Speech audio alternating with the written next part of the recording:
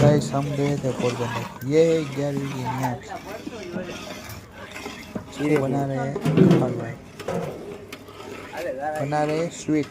Sweet में सीरा કાકાનો video લઈ લો और अकनी गर्मा गर्म मटन वाली। तो भी गोपाल भाई बना रहे हैं पोरबंदर की नहीं आगे। काफी अच्छी बना रहे हो।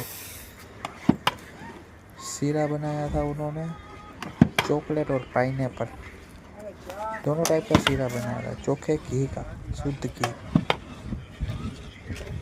ओखनी और मटन वाली, ये चोखे का सीरा। આવેશભાઈ બનાવ્યો છે बड़ा है वो पाइनएप्पल। પાઇનેપલ છે ચોકલેટ આ બનાવે છે काफी बढ़िया बना था वो। જોઈએ આમાં શું છે ચોકલેટમાં इसको પાર્ટનર हिला रहे हैं तौफीक भाई। યાદ આવશે વંશે ચોકલેટ ये बन रहा है ચોકલેટ જ માંગશે चॉकलेट એમ वाला। આપણે કેવું ઓલ કરી આવ્યું છે નહીં અહીંયા